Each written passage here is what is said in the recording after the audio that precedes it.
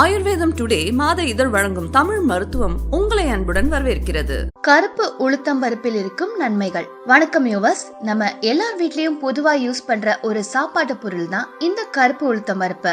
இட்லி, தோசை, வடைன்னு நமக்கு பிடிச்ச எல்லாத்துலயும் இந்த கருப்பு உளுத்தம் பருப்பு பயன்படுது. இந்த உளுத்தம் பருப்புல இருக்கிற நன்மைகள் என்னென்ன அப்படிங்கறத பத்தி தான் நாம இப்ப பார்க்க போறோம். அதுக்கு முன்னாடி எங்க சேனல்ல சப்ஸ்கிரைப் பண்ணாதவங்க சப்ஸ்கிரைப் பண்ணிடுங்க. உடனுக்குடன் எங்க சேனலோட அப்டேட்ஸ்களை தெரிஞ்சுக்க மறக்காம பக்கத்துல இருக்கிற பெல் ஐகானை கிளிக் பண்ணுங்க. வாங்க நிகழ்ச்சிக்குள்ள போலாம். நம்பர் 1, கருப்பு உளுத்தம் பருப்புல நிறைய அயன் கண்டென்ட்டும் புரோட்டீனும் இருக்கு. அது நமக்கு நாள் முழுக்க நல்ல எனர்ஜியை கொடுக்கும். நம்பர் 2, கருப்பு உளுந்துல ஃபைபர், ஃபோலேட் அப்புறம் பொட்டாசியம் இருக்கு. இந்த ஃபோலேட் நம்ம ஹார்ட்டுக்கு எந்த டிசீஸும் வராம பாத்துக்கும். நம்பர் 3, பெரியவங்க டயரியா இருக்கும் போது, உடம்பு சரியில்லாத போதும் இட்லி சாப்பிடணும்னு சும்மா ஒன்னும் சொல்லலங்க. கருப்பு உளுந்துல டயட்ரி ஃபைபர் நிறைய இருக்கு.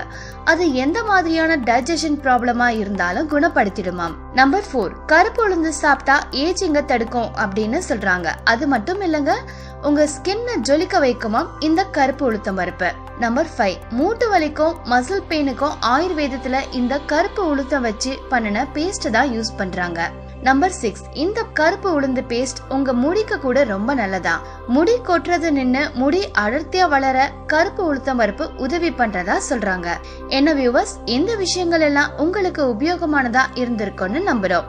இந்த மாதிரி இன்னும் நிறைய விஷயங்களை பத்தி தெரிஞ்சுக்க எங்க சேனலை உடனே சப்ஸ்கிரைப் பண்ணுங்க. நீங்க அதிகமா அக்கறை கொண்டவங்க கூட இந்த வீடியோவை ஷேர் பண்ணுங்க. நன்றி.